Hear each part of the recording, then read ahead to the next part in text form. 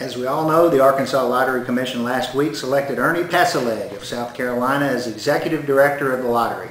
I think we've gotten off to a great start, just one official week into his tenure. From the state capitol in Little Rock, this is Speaker of the House, Robbie Wills. Ernie has been in Little Rock for a few days, getting a few things done even before his official July 1st start date. He's gone hunting for office space and is organizing a procurement process for major contracts, such as for vendors and advertisers. I'm encouraged by the reception given him so far, but also for his attitude. Lottery employees, he said, shouldn't be expecting a 9-to-5 job in the early days of starting the lottery. A few questions have been raised about the salary, and I understand those concerns. We're paying one of the best salaries in the nation for a lottery executive director, and we expect to have one of the best lotteries in return. The Lottery Commission did its work. After 8 or so meetings over the span of only about a month and a half, it hired an executive director with lottery experience, including on how to get one started. I don't think there's any doubt now that we'll be selling the first tickets before the end of the year. The other day, a newspaper reporter asked Ernie if he really thought the state would be selling lottery tickets before the end of 2009, and you gotta love Ernie's answer. He said, "If we aren't, I'll be the former director of the Arkansas Lottery," end quote. Earlier this week, Arkansas laid a native son to rest, Private Andrew Long of Conway, who was murdered June 1st while working at an Army-Navy recruiting station in Little Rock. It's an unspeakable tragedy, a monstrous crime, and all of Arkansas stands in support of the Long family and in tribute to an honorable soldier, a loving son, fine brother, and a good man.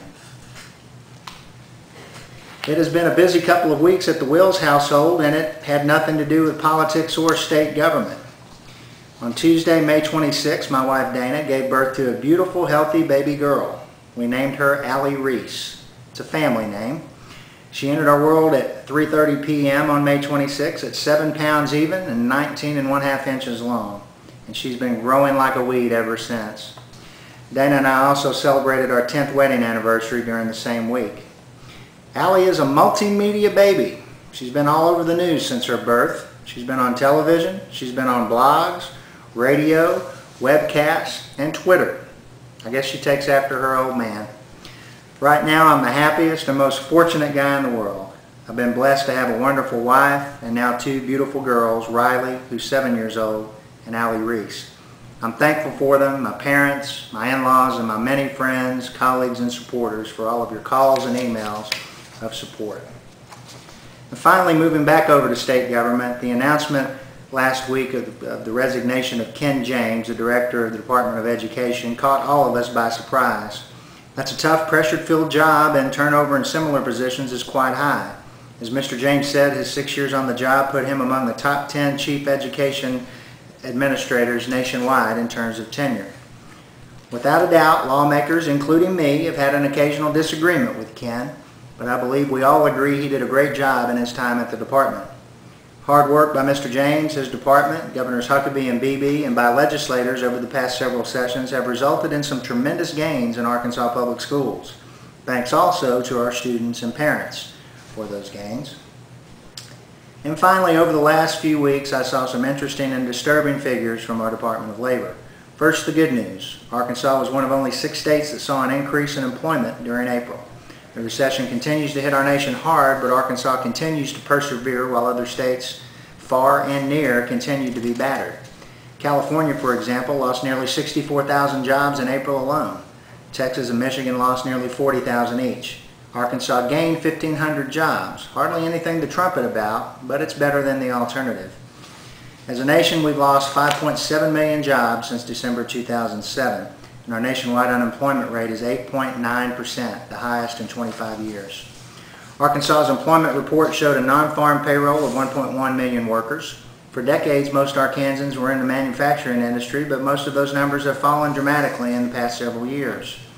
If we continue to lose manufacturing jobs at the rate we've seen this past year, government could soon be the largest employer in Arkansas, and that is astounding. According to employment figures in April, government, federal, state, and local employed 222,100 workers in Arkansas, an increase of 4,700 jobs from a year ago. That compares to 166,700 workers in manufacturing jobs, a decrease of 17,400 in the past year. Most Arkansas non-farm workers are now in a category encompassing jobs in trade, transportation, and utilities. That segment has only 12,400 more jobs than government currently has.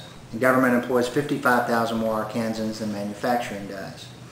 And just for the record, jobs in state government declined by 300 in April. The increases came in local and federal government. With the infusion of federal stimulus money, we'll no doubt see gains in construction and other areas, but we'll also see growth in government as well. 11 categories of jobs in Arkansas, only 4 saw gains. And finally, I'd like to say thank you to all those who have been commenting on my new haircut. As you can see, folks, the crops have been coming in pretty thin on the North 40, so I figured why not plow them under and see if I have better luck next year. Seriously, it's summertime. It's time for seersucker suits and high and tight haircuts. I hope everyone is having a great summer. For now, this is Speaker of the House Robbie Wills reporting from Little Rock.